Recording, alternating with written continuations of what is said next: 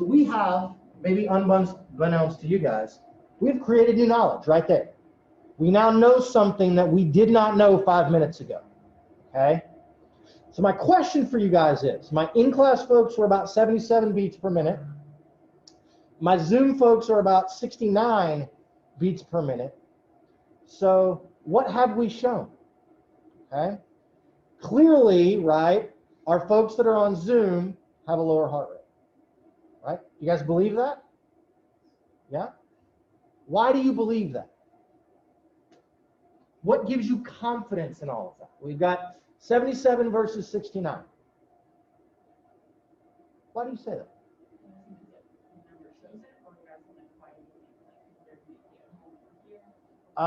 Both, I guess, Megan. So the real question is, so if I came back to you, right, if I said, right, you show up on Wednesday for the test, and I'm like, okay, I've done this experiment, I've got all of these things.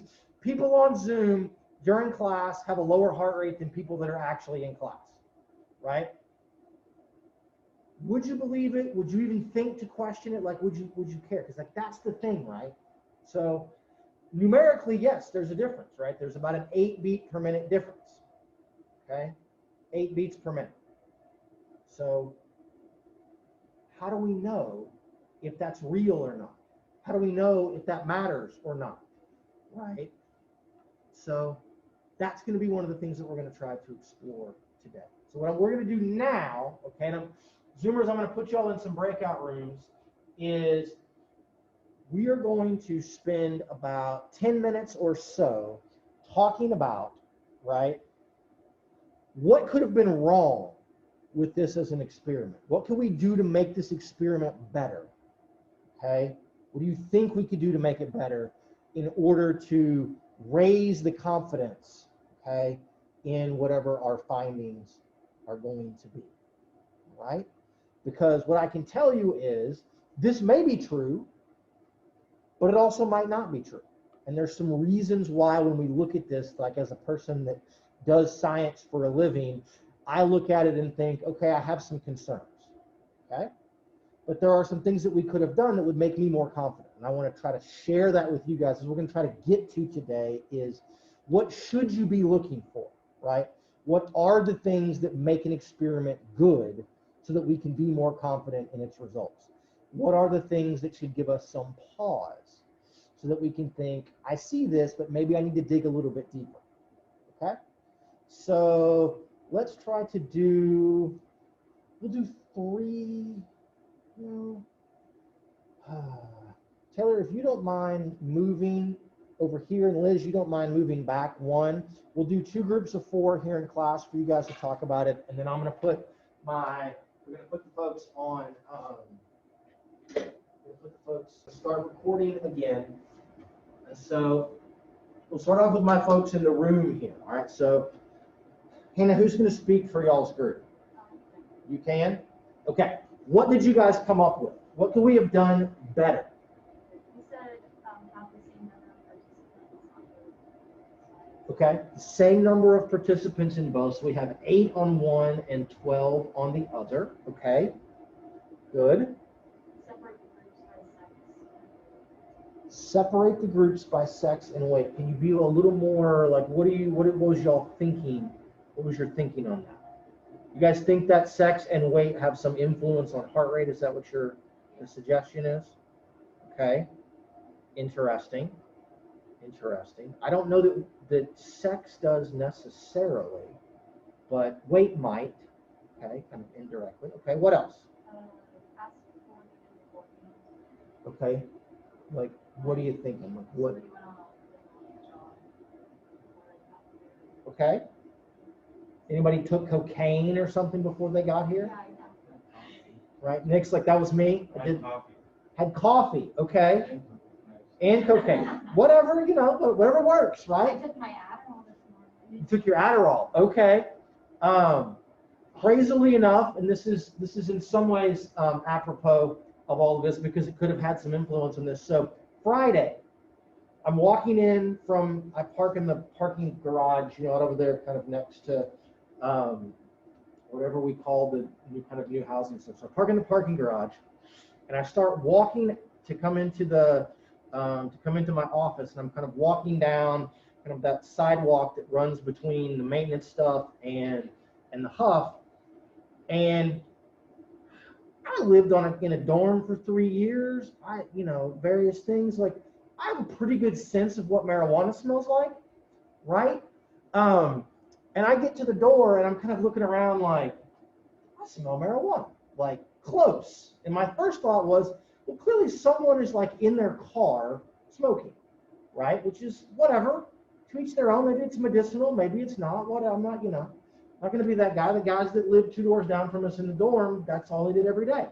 So they never seem to get in trouble. So I keep walking, and I see this kid in front of me. He's maybe from like me to about Sarah or so there in the back of the classroom ahead of me. And you can see like he's holding a joint. And he puts it up, takes a couple of hits, puts it back down, keeps walking, does it again. Like, you can just smell the whole thing. And he just sort of stops. And my thought was, he's about to walk into like the Huff, like holding a joint or something, which is a bold move, right? But he gets about halfway and then he just kind of stops and he stands there for a minute. And he just sort of turns around and starts walking back by me, like back to the parking garage. So, and I'm terrible at all of this. You guys all look like you're the same age to me. It doesn't matter. Like, he could have been a freshman, he could have been a senior, but I was just like, I am astounded. Like, this kid was just like out here holding a joint, not even trying to hide it. So anyway, long story, if he had been in class this morning, he might have had a depressed heart rate. I don't know. And the way it was, all of us might have been high. He had done so much just from like secondary contact. Okay. Let's start the Black's fun story for the day. Apparently you can walk around campus smoking a joint and not get in trouble. So, all right. Go ahead. What else y'all got? Make sure blood consistent. Okay. Are you suggesting that we might not all be great at doing that on a moment's notice, Hannah? Was that what y'all were saying? Okay. Okay. Very reasonable. Anything else? That's it? Okay. Those all seem very good. So my group in the back, who's our spokesperson? Okay, go, Sarah. So we said we could have done a whole minute of measurement instead of just 30 seconds for the first one. Okay. And then make sure everyone is in the same position. Most likely the people on the are laying down. Why would you think they're laying down? Right. She's attacking you all, Zoomers. She thinks y'all are laying down. Hint, hint. You think they're in bed, or just chilling, or on the couch? Yeah. Okay. I don't like to think about that other people are like taking it really easy while I'm lecturing, but that's okay. Like, you're probably right. Position would matter, certainly. And then you can ask about caffeine intake, because caffeine is a little bit. Only if you're exercising. Do you know that? You're right that it could. There could be some effects. Okay. Anything else?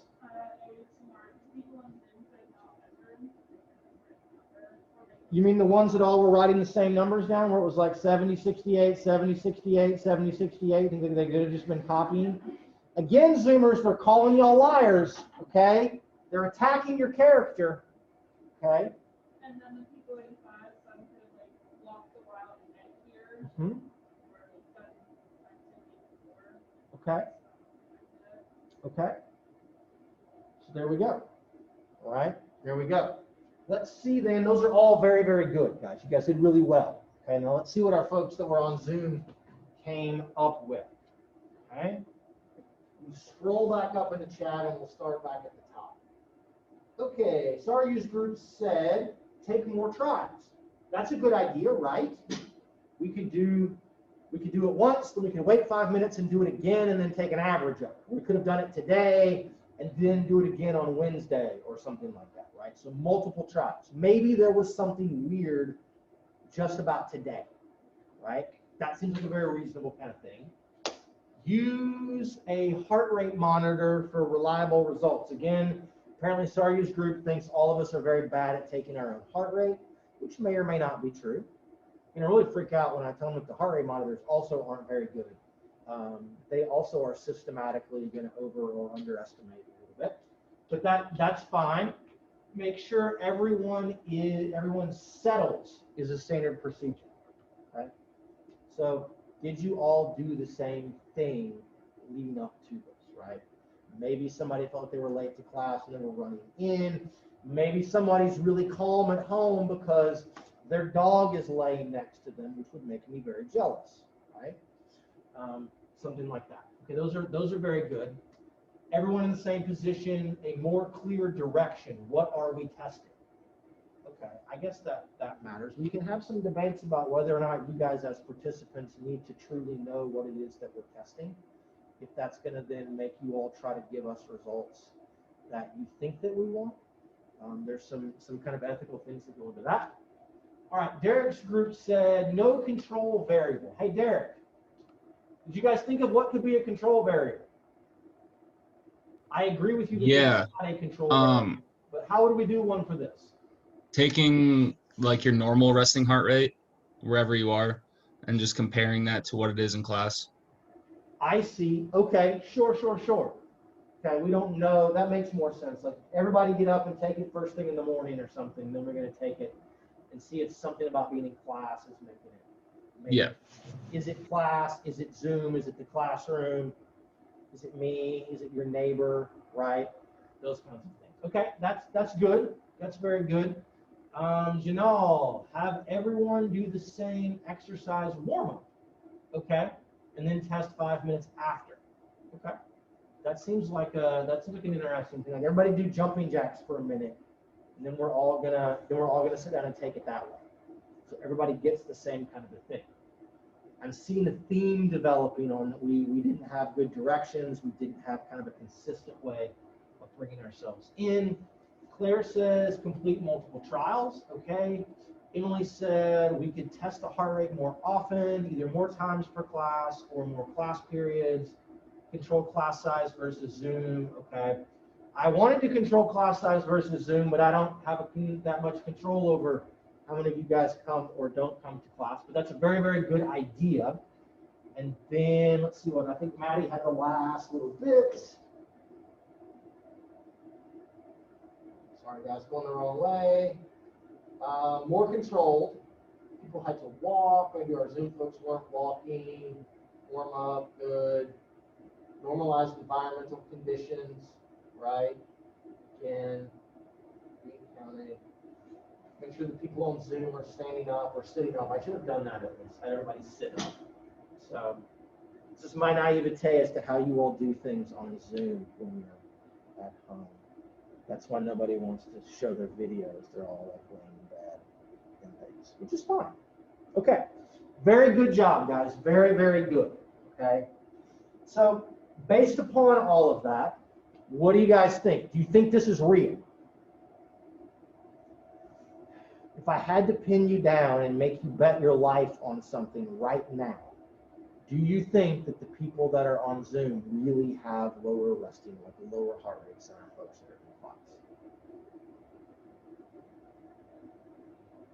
You're asking if they in general lower heart rates or their heart rate is lower now? That their heart rate at least was lower when we took it today. Maybe not in general is a whole other kind of different question.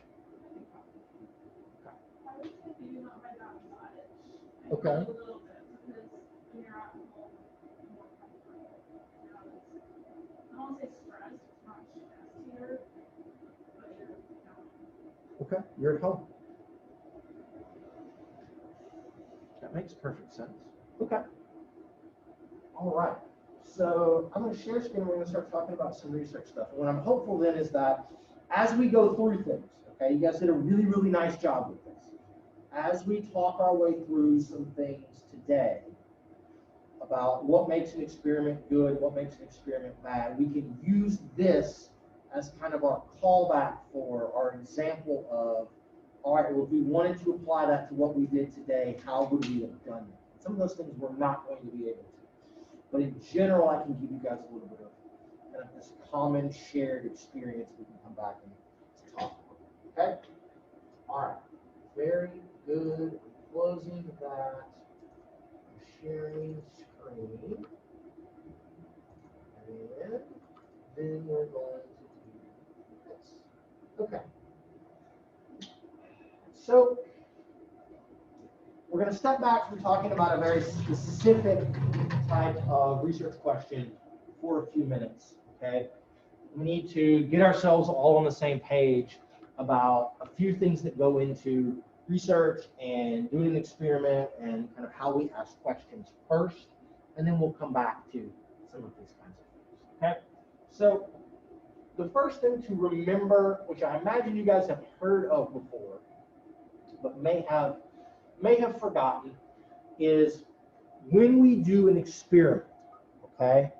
When we do an experiment, our goal is to make a comparison, right? Generally, we want to compare one thing to another or two conditions to each other, something like that. And so in order to do that, for a lot of things, we need to have an independent variable and a dependent variable. And as it relates to those things, the dependent variable is the thing that we're measuring, okay? It's what gets measured. So for y'all today, the dependent variable was your heart rate. We measured what was your heart rate, okay? That's our outcome. That's the thing on which there will be a comparison.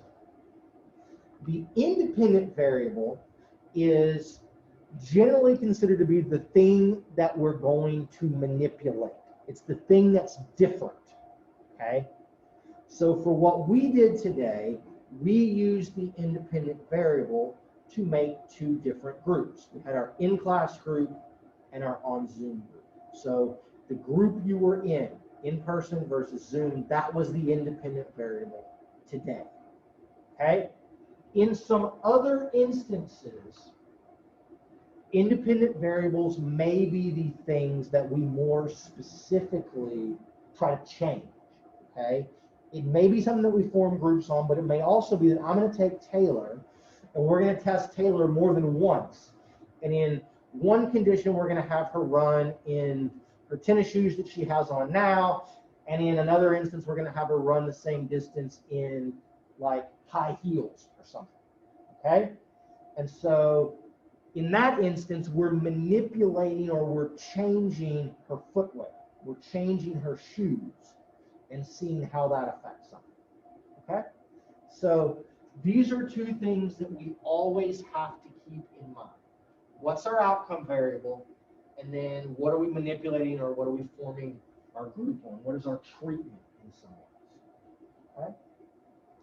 And so there are things that we can do with both the dependent variable and with our independent variable to make our experiments better. There's ways that we can make better measurements or make more measurements and make our outcome variable better, okay, more believable. And then there are also things or ways that we can manipulate or group things with the independent variable to let us answer our question more specifically. I'll give you guys some instances of that. Okay? Y'all with me so far? Okay. Very good. So the next thing to kind of briefly talk about, and this is a thing that people that don't know a lot about experiments tend to know this, but they very often will yell at you about it in a way that doesn't make any sense. And let me see if I can help you with this. Okay? It's the idea of what we call correlation and causation. Okay? So the kind of experiment that we perform is going to guide for us the nature of the conclusion that we can draw from that experiment. Okay? So we can do what we call correlational experiments. Correlational experiments are going to look for a relationship. Okay? Is there a relationship between two variables or two or more variables? All right? You all remember from the lab that you tried to turn in on Friday that you ran a correlation between 3-site body composition, 7-site body composition, or the bilateral impedance body composition and the 3-site and the 7-site. Because remember doing that, right? That's a correlation. How does one thing relate to the others? If I was 10% on one measure, well, how close to 10% was I on the other? Okay? So correlational experiments are not what we call a true experiment because we're not manipulating anything, right? We're not giving you a drug and seeing if something changes. We're not doing an exercise training intervention and seeing if something changes, okay? All we're doing is looking to see, is there a relationship? As one thing changes in a general population, does something else seem to change in the same or the opposite direction? Okay? Does that make sense? Okay? The one thing that people that know nothing about research will always tell you, correlation does not equal causation. Just because height and weight are highly correlated, people that are taller tend to weigh more, right? If you're taller, there's just more of you, okay? Generally, height and weight are correlated. That does not mean that at its most basic, that changing your height directly makes you weigh more, okay? The height's not causing the weight, but they're associated. There's some other things about all of that. And so people that know nothing will always throw that at you about, well, your experiment doesn't mean anything because correlation is not causation. And you're like, okay, I get that, but, right?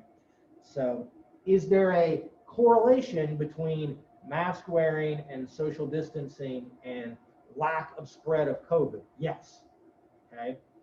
Is one causing the other? I mean, it's not necessarily, but there's more to it than that. Okay. For a causation, to be able to imply causation, we have to do a true experiment. So true experiments where we take something and I specifically manipulate my independent variable gives me more power and more certainty that one thing changing is causing something else. Okay. If our example with Taylor, if all that we had her change was her shoes, and she ran faster or slower in one pair of shoes, then we would be more certain that the shoes are what are causing the change in her running performance. Okay? We have her run in tennis shoes, and then we have her run in like wedge heels versus stiletto heels or something. We could then even kind of parse it out even farther, right? Like how much of the height versus how much of surface is there and those kinds of things. Okay? Somewhere my wife is grinning that I know that much about shoes and like different kinds of heels and how all of that is going to work, right? 17 years of marriage later, I'm finally beginning to understand. Okay, so other things to consider, all right? And for doing true experiments and doing correlational type of experiments, we need to also understand some other kinds of study designs, okay? There's two things to appreciate here. One's called a prospective study. The other is called a retrospective study, okay? So in a prospective study, we take people and we follow them going forward into the future, okay? I'm going to take all of you in my class, and at spring break, oh wait, we're not getting spring break, sorry. So at about the middle of next semester, I will check back in with you guys, and you will give me your height and your weight, and we'll compare it to what you have right now. And then a year from now, I'll check back in again, and we'll look at your height, and we'll follow you out, okay, for 10 years or 20 years or whatever else. That's a prospective study. We enroll people, and we follow you forward, okay? So ideally, when we do this from a health-related perspective, we look at people who are different on certain factors. We find those of you that are active right now and follow you forward. We find those of you that are sedentary right now and follow you forward. And we wait to see which group develops type 2 diabetes to a greater extent, which group has more heart attacks or more strokes. Okay, that's prospective. A retrospective study is we find people that have the traits that we want, okay? And then we look backwards at them. So I find you guys, right, that are a group of you guys that are smokers and a group of you guys that are non-smokers. probably would be better said, those of you that vape and those of you that don't vape. Okay? And I'm going to look back and see, was there something that went on previously in your life that might be common among everybody that vapes or doesn't vape that could explain why you're vaping, right? And that would depend upon what our question is, right? Our argument was, has there been some sort of emotional trauma in your life that has made you more prone to vape? It doesn't really matter. That's the idea of a retrospective study. So prospective enrolls people and follows them forward. Retrospective finds the people that have reached the outcome that we want. We find people that are diabetic, and we compare them to people that are not diabetic by looking backwards at their medical records or something. Right?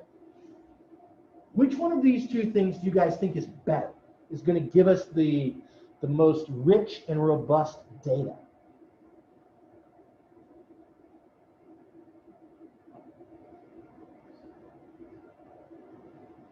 Chandler, what do you think?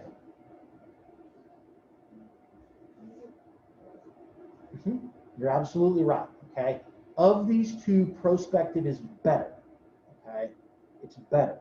Retrospective, right, all we're doing is we're just kind of having to look and guess. It's good to do those retrospective studies, but we don't have any control over anything anymore, right? All we're doing is, okay, well, you've got the thing that we want, so now let's just kind of look backwards and try to kind of figure out if there was anything in common between, you guys and everything else, okay? So prospective is better if we can pull it off, but prospective studies are expensive. They're much more difficult to do, okay? If I try to follow all of you guys that have been in my class for 2 years, in 6 months, half of you won't return my emails, okay? We send out, as part of our, every time when every group of students that comes through our department graduates, we collect emails, like permanent email addresses and things. The fact y'all OU email disappears in like 6 months is dumb and a really bad idea as an institution, but it's a side note. To check up on you guys. Who got into grad school? Who got a job? Like, what's going on? We try to follow up with everybody. People that graduate, like last year there was about 60 people that graduated in December. We emailed them in May to get some information from them. 2 people responded. 2. Okay? If we emailed them again this year, nobody responds. That's the problem of a prospective study. Okay? Now, if I pay people, if I give them some sort of an incentive, maybe I can up my response rate. But it's hard to keep track of people and to keep them enrolled. At least retrospectively, I've already got you. I just got to go, I can just get you once and ask you questions about things that have happened in the past. Okay? It's kind of the issue and the things that are going on. There is no perfect study, okay? There's no perfect way to collect data. There's no perfect way to do a study. But we must not, okay, ever let that, we should never let perfection be the enemy of good. We should never let the lack of perfection keep us from trying as hard as we can to do as good a job as we possibly can, okay? Because some data, even if it has some level of flaws, is better than nothing, okay? It's better than nothing. Now, in exercise phys, we'll use that as a thing. We won't talk about the coronavirus, but it's the same kind of a thing, right? Many of you probably don't even know what message boards are, but just think of like Instagram comments or something like all of that. From back before there was Twitter and Instagram, there were these message boards. But you go to a fitness thing and people will try to argue with you about like, oh, well, your experiment is this, and you all don't, they get really bent out of shape about like, well, this one little thing wasn't perfect in your study. Therefore, all of your findings and everything about this for forever are wrong, right?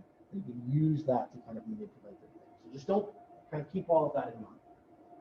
Okay, so we talked about those things. Let's talk about a correlation. Now, I think about this, and what normally happens is we cover this earlier in the semester, and then you guys do the correlations as part of the body comp lab, and so you've already seen what a correlation should look like. Therefore, you can better interpret the stuff from all that. So I apologize that we kind of went on a little bit here, but let's talk a little bit about what we know and how we deal with correlations. Okay? So correlations are going to tell us 2 different things. All right, when we look at a relationship between two variables, we're going to get a direction of that relationship, and we're going to get a magnitude of that relationship.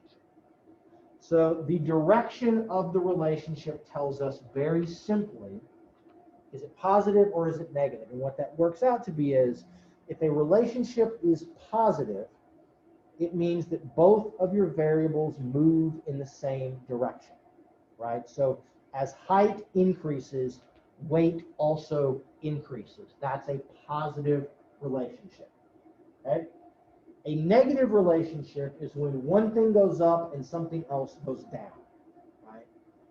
So as my physical activity increases, my blood pressure decreases. That would be a negative relationship. Okay? So positive relationships, both things change in the same direction. Negative, as one goes up, the other tends to go down. So that's going to be denoted when we calculate our correlation coefficients, which is this R value that I'm going to show you guys in the next slide. That just tells us, are they changing in the same direction, positive or negative? Okay. The magnitude represents something called an effect size. Anybody had statistics? Ray, you've had stats? Chandler, you have too? Y'all talk about effect sizes and things in statistics? Okay. So I'm not really going to, we could spend an entire class talking about what an effect size is, how we calculate them, why they're important, and all of that, and then you all will throw like rotten fruit at me or something, because it's like watching paint dry. Okay? But the idea behind an effect size is how strong is the relationship. Okay? If this thing goes up, like for every inch that you get taller, you gain 5 pounds or something. How close does everybody fit into that particular part of the relationship? Okay? So when we calculate a correlation coefficient, if it is what we call parametric data, which you guys, when you guys take capstone, we'll talk about parametric and non-parametric, and we'll talk about some other things that are going to do that. But you get this correlation coefficient called an R. Okay? And R can range from minus 1.0 to positive 1.0. A correlation of 1.0 is a perfect correlation. Okay? If you ever calculate something and get a perfect correlation, you made your data up. Okay? You should never ever get something like that. Perfect correlations do not exist in nature. Okay? But we're going to get these ranges of values. Okay? And so I do want you all to know these ranges, that a weak correlation is going to range from positive or negative, basically 0 to about 0.29. Okay? That means there's a weak relationship. There may be something going on, but it's not particularly consistent, and it's not particularly strong. A moderate relationship is from 0.3 to 0.69. Then a strong relationship is 0.7 to 1.0. And so, depending upon what it is that we're doing, we can calculate a correlation coefficient. We can get this value in these ranges. And then where it falls, there are particular criteria for this needs to fall into this range for us to really think that it's having truly an effect. Okay?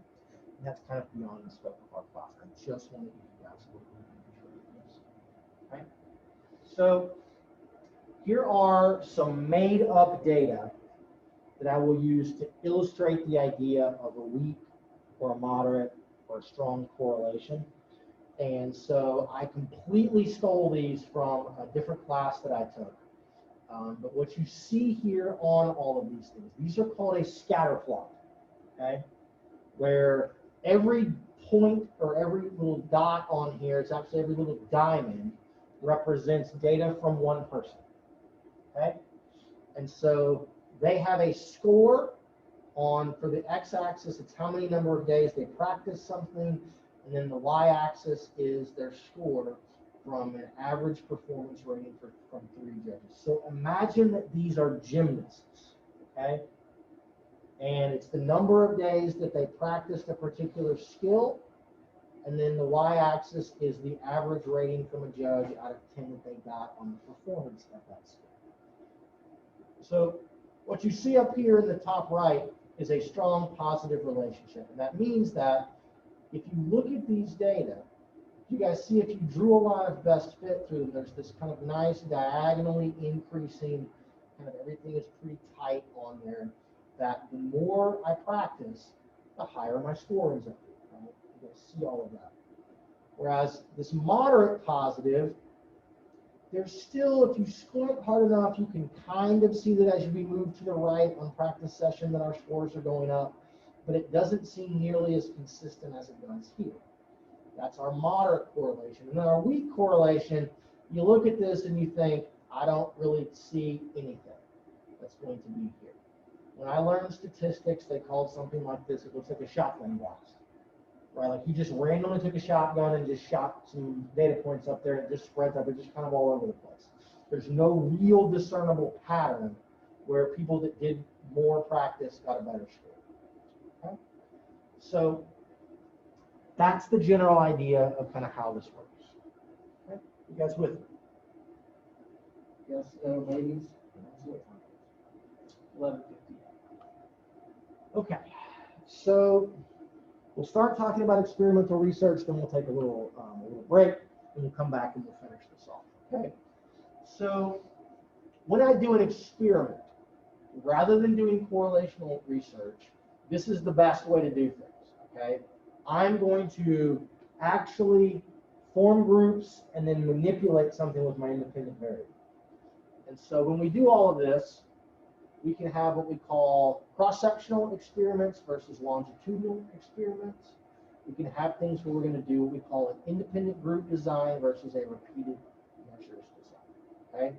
So a cross-sectional experiment is going to involve getting a bunch of people, okay, and testing them to see where they are right now. What we did today in class was a cross-sectional experiment. Okay? At this exact moment in time, which was basically the same for everybody, we tested your heart rate. Okay? We didn't have you here, have you do something, take this drug for 2 weeks, like take a beta blocker for 2 weeks and then test you again.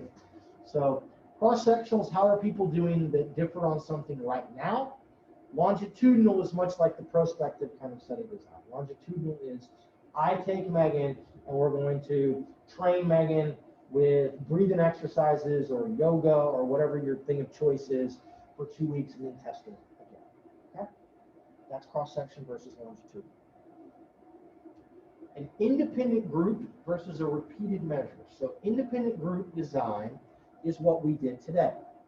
We had 2 groups, our in-class people and our Zoom people.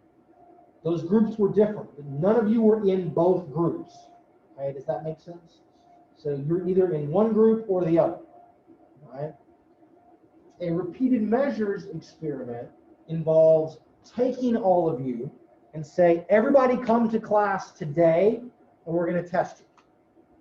And then on Wednesday, everybody get on Zoom. Nobody come to class, everybody get on Zoom at home, and then we'll test all of you again. And we're going to compare your value on each day to each other, rather than kind of the group values. Okay? So of these things, a longitudinal experiment and a repeated measures experiment are better, okay, for helping us to elucidate cause and effect on things, because it helps us to eliminate differences in individuals. Okay? It helps us to eliminate other things that may be going on, these extraneous external factors that may play some role. Comparing Nick to himself, right, then we can hopefully account for some of the things where Nick had coffee this morning. Did you have coffee, Nick? Every morning, probably, right? Just about. Nick had coffee. Hannah, did you have coffee? No, I'm sure some of our people on Zoom didn't have coffee. And so we've got folks that have had coffee in class that are getting compared maybe to people that were not in class that didn't have coffee, or that folks that walked here, all of those things. If we can compare you to yourself, that's better. That gives us more control. Okay? Longitudinally following people and applying something also gives us more control. Okay? All right, we'll stop here. We'll take a 5-minute break. Okay? So 12:07, we shall Resume. And we're back on. So the next piece of this that we need to kind of familiarize ourselves with, in addition to just kind of what the experimental design is going to be, how do we pick who gets to be in an experiment, okay? How did you guys get picked? Leah, how did I pick you to be in the experiment today? You were here, right? And the group that you got in, the in-class was maybe not random chance, right? But it was just that you were able to come to class today, or you chose to come to class today versus being on Zoom, okay? So how many of you have been in an experiment, like either done in our department or like the psychology department, been in some sort of a research experiment before? Okay, several of you. Sarah, how did you decide to get to be in this experiment? Do you remember? I remember being in psychology class and we did certain credits. Okay. On some levels, we call that coercion. We go back and forth with the people in the IRB. So psychology requires, like if you're in a psych class, you're a psychology major, you have to participate in a certain number of research studies to be able to graduate. There's an ethical question behind all of that as to whether or not we've removed your free will to be able to actually truly participate, because you have to do it to graduate. And so then people choose different experiments for different reasons. Because we've talked about doing the same thing for our majors, that you have to participate in a certain number of either our graduate students' experiments or capstone experiments or something else to be able to graduate. We kind of go back and forth. Okay. That happened. Chandler, what about your experience? Was it the same? Okay. Y'all in the same class? Okay. Same schedules all the time, roommates together. Again, as I said, y'all are just kind of one single entity in some ways, okay? Anybody else have one that wasn't as part of class? You did it because you wanted to, you weren't going to get class credit, you know? Okay. Okay. And you decided to do it. Okay. So very good. So the thing that we have to be very concerned about, okay, and I'll try to give a brief explanation of this, hopefully so that it makes sense, is we're concerned about something called selection and assignment, okay? So experimental selection is who gets picked or who chooses to be in a particular experiment, okay? So, you know, today, our selection process was simply who either came to class in person or who came to class on Zoom. That was how you got selected to be in which group and how you got selected to be a part of our experiment just in general, okay? So selection is important because for most experiments, we're looking to select people that fit certain criteria, okay? So we want a certain number of women and a certain number of men. We want a certain number of people that have whatever the particular characteristics are, okay? Because the thing that we're worried about with selection is this idea of something called representation. Are you representative of a larger group of people, right? So, Liz, how old are you? Do you mind me asking? 20. Okay, where are you from? Tulsa. Okay. So if we had Liz in our experiment, one of the things that we might be interested in then is, can we say that Liz would be representative? Her responses, her data, is it representative of other 20-year-olds from Tulsa? Okay, or other 20-year-olds from Tulsa that had coffee this morning or not, right? That are this active every day of the week, blah, blah, blah. We can kind of look at all of these things out. Does that make sense, guys? So that we can then take this and say, look, Liz was in our experiment, okay? And we had, between having Liz who looks like that, and we've got Leah who is maybe a year older, but anybody that's from Dallas or something, and we get enough people from a diverse enough area with a diverse enough set of characteristics that we can then say, okay, our data from our experiment tells us that we can say that, look, we're representative of this group of college women, right? Or this group of college-aged people that are this active or something. And therefore, you can draw some conclusions about people that were not in the study. We could just randomly grab another 20-year-old from Tulsa and say, okay, their heart rate is probably going to be close to this if it was on Zoom and close to this if they were in person. That's part of the idea of being represented. Okay? Does that make sense? Okay? I feel like it's been like a month ago, but y'all remember, like before the election, maybe you probably weren't paying as close of attention to me, which is probably better, but they do lots of polling before the election, right? And they're going to say, like, based upon the polling, we think that, it's this number of people are going to vote for Biden, this number of people are going to vote for Trump, or whatever the race is going to be. They try, when they do their polling, to select people that are going to be representative of those people that they think are going to vote. And they do that based upon sex, they do that based upon religious background, based upon age, based upon college education, and they try to get things so that they can get a large enough group of people who all seem to kind of look like what the electorate at large is going to look like, and then we're going to guess then, are our findings going to be indicative of that? And as we maybe all learned last week, they were wrong entirely. Right? In a lot of ways, they were wrong. But that's the general idea. Okay? So assignment is a little bit different. Okay? So if selection is who gets picked to be in the experiment, assignment has to do with, once you're in the experiment, what group are you in? What condition are you in? Okay? And so let's just say we didn't really have assignment today. Assignment was just, you got selected because you're in my class, and your assignment was you either came to class or you were on Zoom. That was all that it was.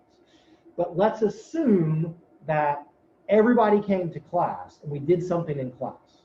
So I select you because you were in my class, but then I'm going to assign you to a group that got a cup of coffee, or a group that got, I don't know, a Mountain Dew, or whatever your favorite thing is, an energy drink, and we're going to compare the effects of those things. Okay? So assignment is into which condition are you going to go. And this becomes really, really important when investigating the effects of supplements, exercise regimens, okay, drugs especially, okay. So as I mentioned earlier today, there was some data that finally came out from Pfizer's COVID vaccine. Well, as a part of this, they have thousands and thousands of people that were participating. It's like 50,000 people, it's a giant number. Some people got the vaccine, some people got a placebo. They didn't get the vaccine, but they got shots, and they didn't tell anybody. And so the idea of assignment is your assignment into the group that actually gets the vaccine or the group that got the placebo. Okay? And so in order for things to be the best and the strongest possible, both selection and assignment, if we can manage it, need to be what we call random. Okay? Our basically assignment today was somewhat random. All right, now I will admit that some of you come to class much more often than some of you that just go on Zoom all the time. That part's not random, but there were some people that normally come to class that are on Zoom today. So that part is just, that's a little bit random. It wasn't like, I was saying, you 5 come to class, you 5 get on Zoom because I think these people have higher heart rates. Okay? By having things being done randomly, it is going to remove some of the bias of the researchers. All right? So in an ideal world, everybody has a chance to get picked for the experiment, and then everybody has an equal chance of being picked to be in one condition or the other. That is never ever the case in real life. That's what our goal is. That's never really what it's going, kind of the way it's going to work. Okay. Last couple of things to talk about in relation to this. Control groups and placebo groups. You guys know what a placebo is? I think I already mentioned it. A placebo is something that looks like it could be a drug or it could be a supplement. It looks like the thing that's going on in the study, but it's actually not. It does not have the active ingredient. I give you a pill and I tell you that somebody's getting the caffeine pill and somebody else is just getting, when we do it, it's flour in a pill. The pills look the same, they're the same color, they're the same weight, right? There's no way for the people that get them ideally to know what they're getting. Okay? So one is a placebo. There is a thing called the placebo effect. If I tell you, if I give Taylor this pill and it's flour, but I tell her that it's caffeine, and she thinks that it's caffeine, and she thinks in her mind, caffeine will be good for me to go for a run today. I'll run farther. She doesn't actually get the caffeine, but yet she runs farther today because she thinks that's going to be the case. Okay? That's called a placebo effect. You're basically tricking yourself into this. And placebo effects are very real and very powerful. You all will see next week when we talk about physical activity and mental health, there are these very powerful effects of placebos on anxiety, on depression, especially on psychological areas that are going to be there. And what happens is it's real and it works for a while, but after maybe a couple of months, it begins to kind of go away and lose its effectiveness. So that's one of the things we've got to be really careful about. If we're doing something where somebody gets a treatment, if we can give half of those people a placebo, that's better. Okay, that's the best way to do things. The idea of a control group is also really important. The control group might be a placebo group. The control group might be I tested you guys today, and then I'm going to test you guys in 8 weeks from now, and half of you guys are going to do resistance training with me, the other half are going to do nothing. And we're going to see in the control group, how much does your measure change just over random chance over time. Okay? So to have good studies, we need a control group, if at all possible, and we would love for that control group to be a placebo if if whatever it is that we're testing, it's going to give us the opportunity to do that. Okay? Does that make sense? You guys with me? Okay, so my last little bit of things. So I used to make classes, if we had more time, we would do an entire thing on all of this. You guys remember that I went to a little private liberal arts school for undergrad. You probably don't. I don't know why you guys would care about any of those things about me. I just share to kind of share. So I went to this little private liberal arts school. As part of my wonderful liberal arts education, we can take 2 semester classes of something called WIT. WIT stood for Western Intellectual Traditions. We had to read so much shit in those classes. We started off reading the Odyssey, okay? We read the Odyssey. We read about stuff from Greece, stuff from Rome. We read about the Dark Ages. We read about the Renaissance. We read about, if you guys have ever had philosophy class or political science, we read John Hobbes. We read John Locke. We read Adam Smith about capitalism. We read the Bible. We read Darwin. We read all these things that are meant to inform all of these ideas of kind of Western society. Well, one of those things was this thing from a guy called John Stuart Mill, right? This is from 1843, so kind of just pre-Civil War. And it was from a book called A System of Logic, Rationation, and Induction. And yes, it was a barn burner, let me tell you, right? A page turner, the likes of which Harry Potter wishes that it could be.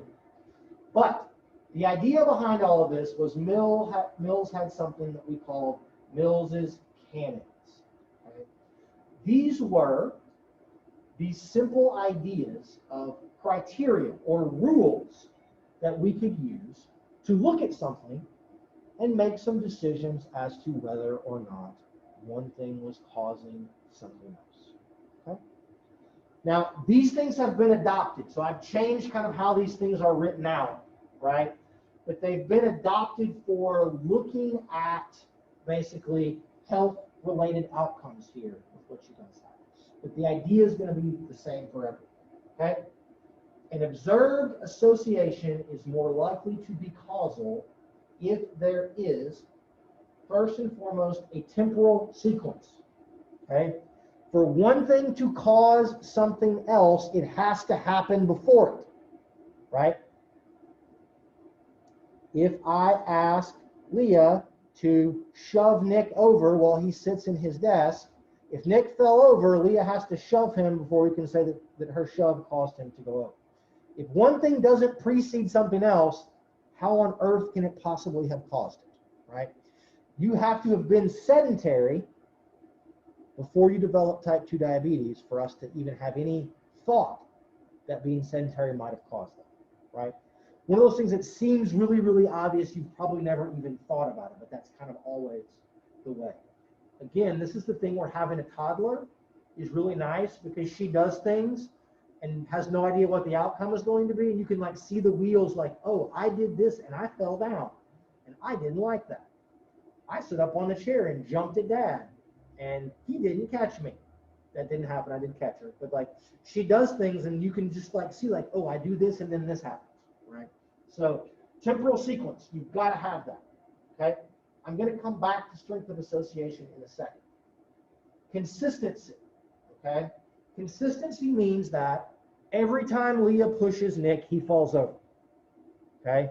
The more consistent an observation is, the more often it happens every single time, okay? Many of you drove to campus this morning, right? You have a certain path that you take to drive. Why do you take that path? Probably because it's the fastest way or the easiest way to get you to where you want to park.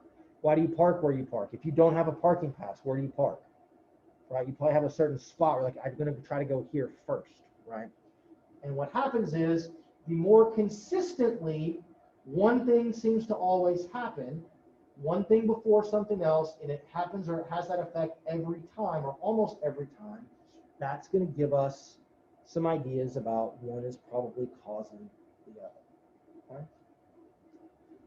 So I'm going to skip and we're going to do dose response after we do strength of association. So we've got temporal sequence, consistency, and then what we call biological plausibility. Now this is one that we've had to adapt quite a bit, but the idea of biological plausibility rather than just plausibility is that the observed association is explainable by existing knowledge about biological mechanisms of the disease, okay? So if we're going to say that being sedentary causes you to become type 2 diabetes, then not only does it have to be a temporal sequence, not only does it have to be consistently observed across many, many people, it also must be plausible. Being sedentary needs to cause something to change that would then plausibly lead to me becoming a type 2 diabetic, okay? Being sedentary needs to cause the insulin receptors to become resistant to insulin.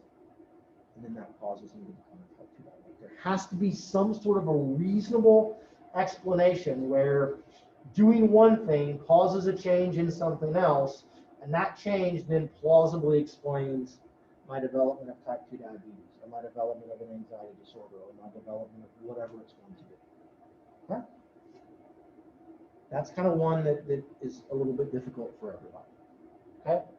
So strength of association and dose response have to do with the kind of magnitude of change that we get from one thing to the next. Okay? Strength of association is just simply, think of it as the R value in our correlation. The larger the R value, the more strong the correlation is going to be, the more strong that strength of association is. Okay? You all probably don't know anything about all of this, but if we test enough people, if we tested all juniors at OU, okay, we could probably find a relationship between something silly and your blood pressure, right? Or something like that. There is an association between murder rates in New York City and ice cream sales. Can we talk about that? I mentioned that before you guys, right? Well, that doesn't make any sense. How strong is that association? The association is not very strong. It's very, very weak. What it comes down to is it's just something that, you know, this strength needs to be people, it has to be this meaningful difference, right? For you to take a drug, if there are side effects to the drug, then the benefits need to kind of outweigh those side effects. And that's this kind of idea of strength of association. So dose response is also really, really important. Okay. One of the other things that they did with the vaccine that they were testing is they gave different doses. So the idea of a dose response is this idea that if a little bit is good, a lot is better. Okay. If I give you a little bit of caffeine, you run a little bit faster. If I give you a lot of caffeine, you run much, much faster. Okay. A little bit of a drug helps. A lot of a drug helps even more. Okay. And so if we see a dose response, that gives us even more evidence that one thing is actually causing the other. Okay. And so now we can talk about with drugs and exercise and a whole bunch of things that sometimes we get a little bit of a dose response and then it kind of levels out. That happens with caffeine, right? With the vaccines and stuff, they were mostly testing efficacy versus kind of side effect risk. But if you can sort of use Mills's canons to walk your way through any study or any kind of data that you have, you can begin to try to get an understanding of, okay, well, is this one thing that seems to be happening causing something else? Okay. Now, in previous classes, we would take all of these and then I would give you guys a research paper and you'd have to try to identify which of Mills's canons were being met in the paper and all of that. But at this point in our semester, I feel like that's probably going to be a little bit of it.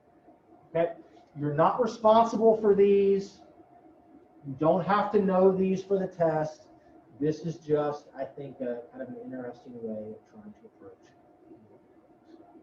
Okay, and we've kind of covered most of those things. Okay, so we've done this, we've done this, we've already talked about what's wrong with this. Okay, cool. That's pretty much what I have. Okay. So all that we need to make a decision on here is for the test on Wednesday. Do you guys want this material that we covered today to be on the test, or would you rather that we wait and we put it on the final? I will allow those of you in class, since you're actually here, to make this decision. My Zoom folks have lost all of their voting privileges for today. Okay? Anybody want to weigh in? Does anybody want it on the test on Wednesday just so it's over with and it's done with? You have a question, Chandler?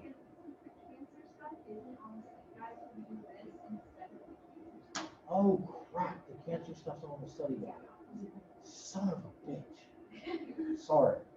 Cat, somebody is like, hey, are you going to fix the study guide? I was like, yeah, just ignore the first 4 things. Forgot about that.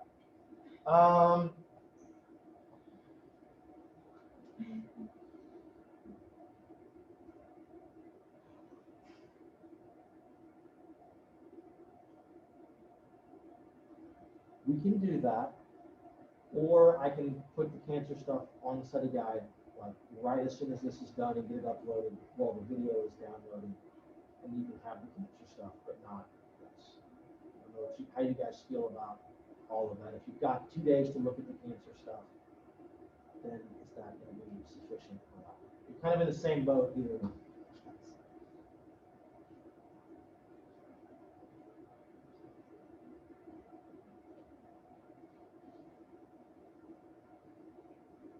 Other thoughts? So you said that the thing we just talked about, the criteria and everything, that's on the study guide? I know it's on there, but you're not going to have those things memorized or anything else. I know it's on the study guide, but you don't have to. I'm sorry, and I didn't catch. Like, how much do you think this is going to have to be tested? I don't know, 3 or 4? I think there's some issues on this one.